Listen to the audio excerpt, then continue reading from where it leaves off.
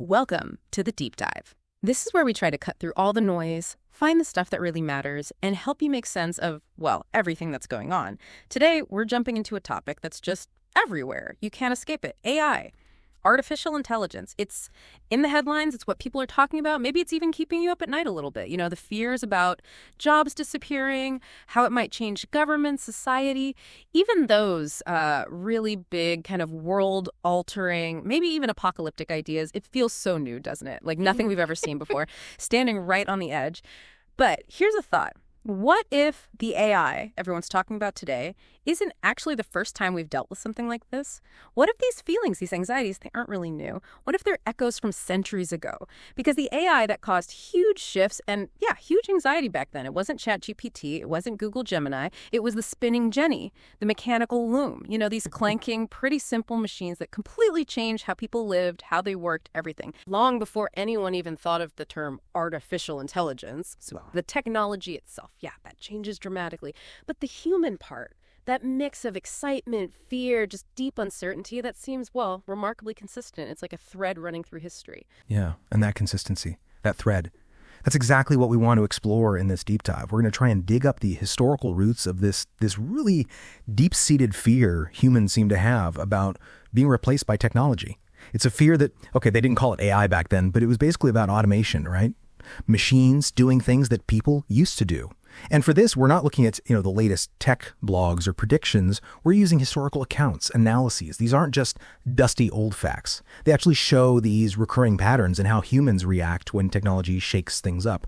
Patterns that, as you'll hear, sound incredibly familiar right now. It's really something to see how the tech itself is wildly different across the centuries, but the human responses, psychologically, societally, often they just mirror each other.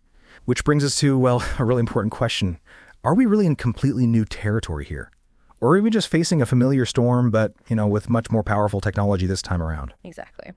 So before we get totally caught up in today's breathless headlines, let's just pause and ask this kind of big, maybe slightly uncomfortable question. It's going to guide us through this whole discussion. Has this happened before? And what can history actually teach us? Maybe before it's too late to listen. Mm-hmm. Because, if the past is anything to go by, we might find that these new challenges, they're really just updated versions of things people have struggled with for a long, long time. And there might be some real wisdom there if we actually take the time to look back. The deep dive. When history uploads. Okay, let's do this. Let's travel back. Way back, over 200 years. Imagine Nottingham, England. It's 1811. Think dark, rainy night, the kind where it feels damp and miserable, and there's this tension in the air. People are struggling economically, socially. It feels like something's about to break.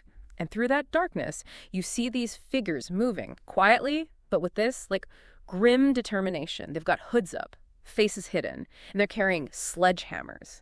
Axes, not for building things, though.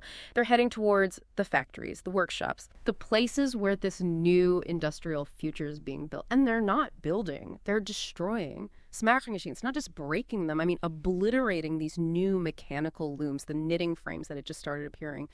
It's this scene of just raw, desperate anger echoing through the night. Now, if you just saw that, you might think, okay, these are just criminals, right? Vandals. But the sources we looked at, they make it really clear. These weren't just thugs. These were the Luddites. It was a movement, really, born out of this profound sense of despair, maybe even a kind of justified rage. These were skilled workers, textile workers, weavers, people who made stockings, croppers. Their craft wasn't just a job, it was who they were. It was their family tradition, how they fed their families. These were fathers, watching their whole way of life just crumble. Whole communities seeing their skill become worthless overnight. So their anger wasn't random. It was incredibly focused. Those machines they were smashing, they were the symbol of their despair. Mm-hmm. These machines could make things faster, cheaper. And they had replaced them quickly, brutally. Took away their jobs, their skills, maybe even their whole sense of purpose, their value in society. That sound of the hammer hitting metal, it was like this desperate scream from a community fighting back against a future that seemed to have no room for them. And understanding the context here is, well, it's crucial. This wasn't just one night, one riot. The Luddite Rebellion, as it's often called, was more like a series of uprisings across different areas. It was a direct, if desperate, reaction to how fast the Industrial Revolution was changing Britain, often pretty ruthlessly. Before this, you had a lot of skilled artisans working in what's called a cottage industry. They often owned their own tools, worked at home, set their own pace. Their craft was a source of pride. It held communities together. It gave them economic stability. A master weaver, that was someone respected, someone who could earn a decent living. But then these new machines came along, the power loom, the spinning jenny. Suddenly, textile production changed completely. These machines, yeah, they were efficient, but they needed less skill to operate. They could churn out goods way faster, way cheaper. And the result? Widespread unemployment for those highly skilled workers. They just couldn't compete. Their specialized skills suddenly obsolete. It created this huge feeling of disenfranchisement, not just about money, but about their place in the world, their identity. So this Luddite movement, and they rallied around this figure, possibly mythical, Ned Ludd. His name became this powerful symbol. It saw thousands of these workers join what they saw as a kind of war. And it really felt like a war to them. Not just against the wood and metal machines, but against this whole massive shift in society and the economy that the machines represented. The machines were seen as tools of oppression, yeah? Symbols of a new way of doing things that valued speed, mass production, cheap labor, over human skill, tradition, the dignity of the individual worker, the absolute core fear driving the Luddites. It was exactly this fear of automation, machines doing what people used to do, eroding their sense of purpose, their value, their place in society. And this fear, even though it's centuries old and was aimed at looms, wow, does it resonate strongly today with all the anxiety about AI's impact on jobs, what work even means anymore, and yeah, what it means to be human when machines get smarter and smarter. The resistance, ultimately the British Army crushed it. They even passed laws making machine breaking punishable by death. But it highlighted something really fundamental. Technological progress, if you just push it forward without thinking about the human cost, can cause immense suffering and tear communities apart. It's almost uncanny, isn't it? You hear about the Luddites, and you just can't help but hear echoes in today's talk about AI. It's striking. Okay, the headlines now are about algorithms, neural nets, not spinning jennies, but the fundamental questions, they feel eerily similar, maybe even identical. Are our skills, even the really complex ones we thought were safe, are they becoming obsolete? Is this new tech going to leave whole professions behind, just like those weavers in Nottingham? Are we watching human purpose get chipped away in areas we always thought were purely human, like creativity or analysis or making strategic decisions? Think about it. If you're a truck driver worried about self-driving vehicles, or an artist seeing AI create incredible images from a text prompt, or maybe you're a journalist watching language models write articles, or even a lawyer thinking about AI doing legal research. That feeling you might have, that anxiety, it feels like a direct descendant of what the Luddites felt. It's that really basic human feel of being replaced, of losing how we support ourselves, how we find meaning, how we contribute. It really forces you to pause and think, okay, these aren't brand new fears. They're just the latest version, playing out on a much bigger, much faster, much more complex stage. Okay, so let's shift gears now. Let's move from those noisy factories of the Industrial Revolution to a much quieter but maybe even more terrifying time. We're jumping ahead to the 1960s, the Cold War, peak tension. The whole world felt like it was constantly on the brink, right? And in that atmosphere, both the US and the Soviet Union started playing with this idea that, honestly, sounds like something out of a dystopian movie. Fully autonomous nuclear weapons systems. Systems that could, in theory, decide the fate of billions of people without a single human pushing a button. Maybe without any humans left to push a button. Yeah, this is where we get into the really chilling stuff our sources talk about. Specifically, the Soviet Union's alleged dead hand system. The Russian name was Perimeter. Just try to wrap your head around this. A system designed to be so completely detached from human control that its purpose was to trigger global nuclear war. The whole idea behind Dead Hand was it was the ultimate failsafe, a kind of doomsday device. Its job was to guarantee a massive nuclear counterattack against the West, even if the entire Soviet leadership, the command structure, everything, was wiped out in a surprise first strike. How it worked was, well, chillingly simple in concept. It had sensors, seismic, radiation, air pressure spread across the country, listening for signs of a nuclear attack. If those sensors detected hits, and this is the crucial part, if the system couldn't get a response from any human command centers after a set period, then Dead Hand would automatically launch the entire remaining Soviet nuclear arsenal. It was literally a machine built to make the final decision for humanity, a planetary revenge mechanism designed to function even after the humans were gone. The implications of something like that. They're just staggering. Think about it. This was basically handing over the most catastrophic decision possible to a machine. We talk now about AI taking over tasks, but this was a machine designed to make the ultimate irreversible decision about whether civilization continued or ended. It raises huge ethical questions, huge strategic dilemmas. Could an algorithm possibly understand the value of human life, the nuances of geopolitics, the finality of nuclear war, and what about mistakes? What if there was a false positive, a malfunction, some weird unforeseen event that looked like an attack but wasn't? It really highlights this terrifying question.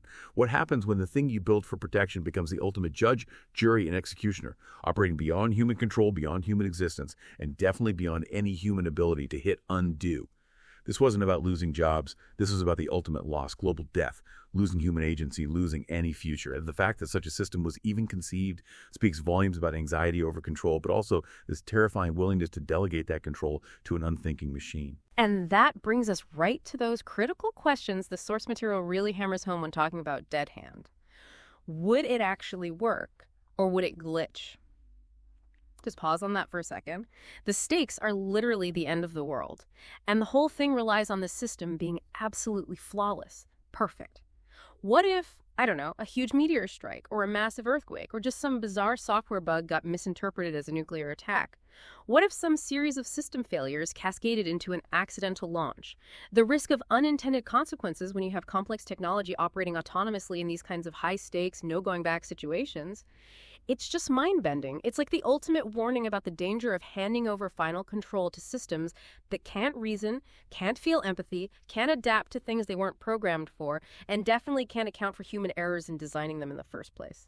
The very idea that our survival might have depended on a system that could potentially glitch, it really drives home the limits of trusting pure automation. And this historical fear, it maps almost perfectly onto our modern worries about AI. That Cold War anxiety about machine error leading to catastrophe. It resonates so deeply with concerns today, especially as AI takes on more critical, more autonomous roles. Think about it. Today, we worry about AI behaving unpredictably. We worry about biases baked into the data it learns from, biases that can have real-world consequences.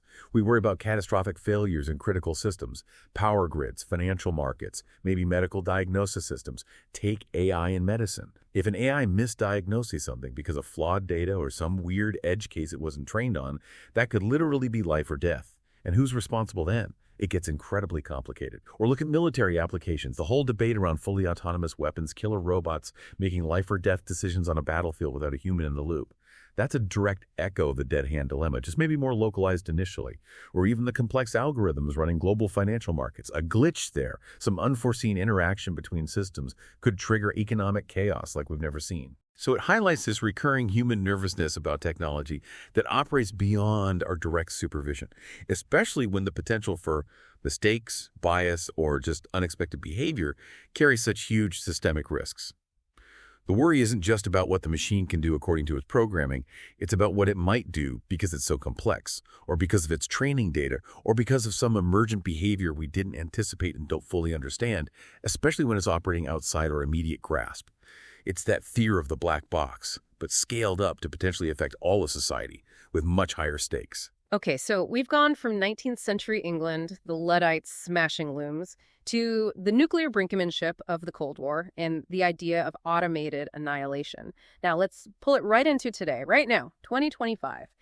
AI isn't science fiction anymore. It's woven into our lives, often in ways we don't even notice until we stop and think about it. Just look at what these systems can do now. ChatGPT. It's not just a chatbot. It can write decent essays, summarize huge amounts of text, write code, even help brainstorm ideas. It's fundamentally changing how we work with information, with language, maybe even how we think.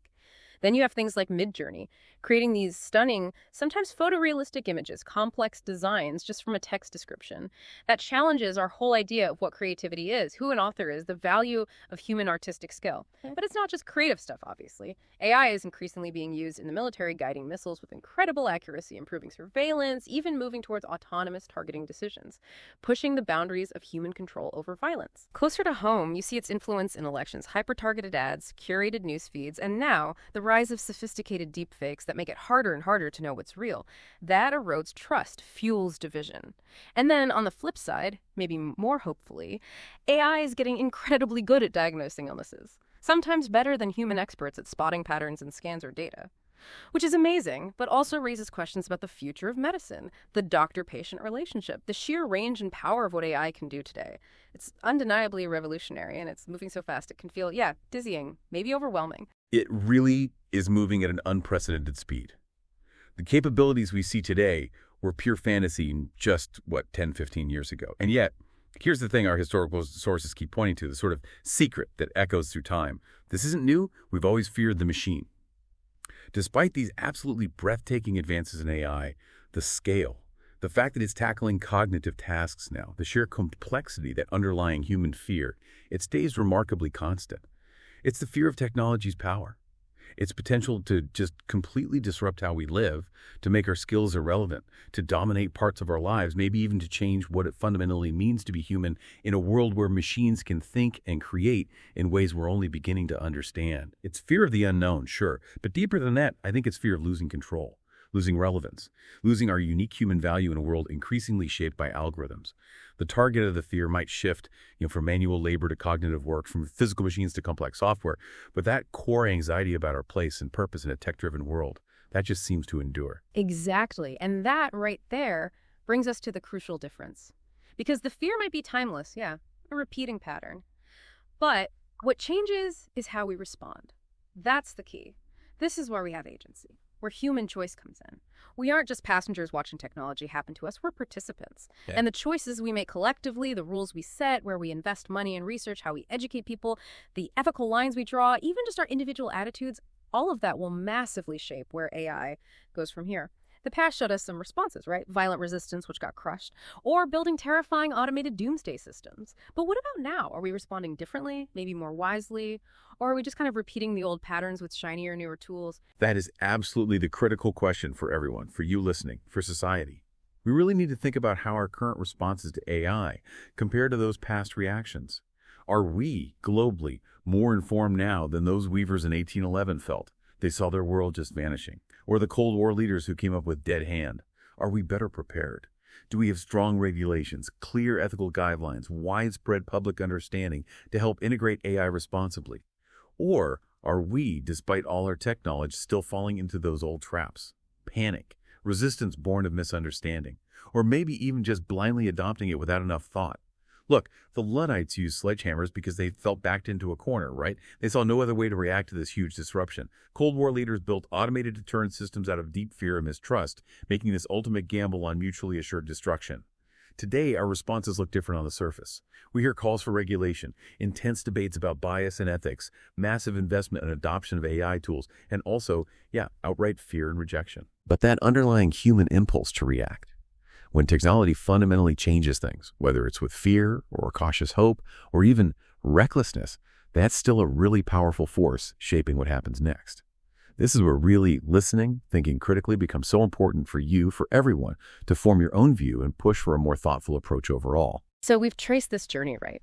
From the Luddite revolts, that direct physical pushback that was ultimately put down by the army, failing to stop industrialization, to the chilling idea of the Cold War's dead hand that automated apocalypse thankfully avoided, maybe through diplomacy, maybe just through a terrifying realization of the risks involved. These outcomes, so different, but they set the stage for the lessons our sources pull out. What can we really take away from these historical moments as we face AI now? Yeah, the source material boils it down to 3 core lessons, really. And they feel incredibly relevant to AI today, even though they come from looking back centuries. The first one is pretty straightforward. We panic when technology changes. It seems to be a basic human psychological thing. When things change fast, when the ground rules shift under our feet, whether it's your craft becoming obsolete overnight or the idea of humans not being the final decision makers in huge crises, our first reaction is often, fear, confusion, panic. It's not always logical, it's emotional. It's a reaction to feeling like we're losing stability, identity, control, our understanding of how the world works. And the speed of AI change today just amplifies that tendency, makes people feel overwhelmed. It's almost like an evolutionary response to the unknown, to losing agency. And history shows it happened with the printing press, railways, the internet, now AI. It's a pattern. The second lesson kind of builds on that, and it gives us a way to look at those fears. We resist what we don't understand. When people don't know how something works, especially if it's complicated or seems opaque, that lack of understanding fuels fear and opposition. It just does. If you don't get how a new loon works or the logic behind a nuclear launch system or, the neural networks inside an AI generating text or images, it's easy to project your worst fears onto that black box. Misinformation, hype, sensationalism, they all thrive when understanding is low. You get exaggerated fears or sometimes exaggerated promises too. Think about the Luddites again. They saw the looms as just these evil replacements, maybe not fully grasping the bigger economic forces at play, or that new kinds of work might eventually emerge. Same with Dead Hand. Its secrecy and the sheer scale of what it could do made it even more terrifying. And today, AI is incredibly complex. Often, even the people building it don't fully understand every nuance of how it reaches a decision, that black box problem. That naturally breeds suspicion, resistance. If you don't get it, it's easier to just reject it than to try and engage, understand its limits, and figure out how to guide it responsibly. But then there's a third lesson. And this one is, I think, really profound, maybe even hopeful. It's this. But sometimes the resistance tells us what truly matters. Human dignity, purpose, connection. Yeah. This isn't just about tech, it's about us, about what makes us human, our anxieties, our pushback, our panic. Sometimes they act like a compass. They point to our core values, the things we cherish most, the things we feel are being threatened. The Luddites, for example, their resistance wasn't only about losing income. It was about the indignity of being told their skills didn't matter anymore. It's about losing the purpose they found in their craft, losing control over their work, losing the community ties built around that work, and in the Cold War, the absolute horror of an automated doomsday machine. It threw the value of human life, human judgment, human morality into incredibly sharp relief. It highlighted that unique human capacity for empathy, for considering consequences in a way a machine just can't. So when we push back against AI today, what are we really pushing back against? Is it the fear that human dignity might be lessened if machines can do complex intellectual or creative work faster or better? Is it the fear of losing our sense of purpose if the work that defined us gets automated?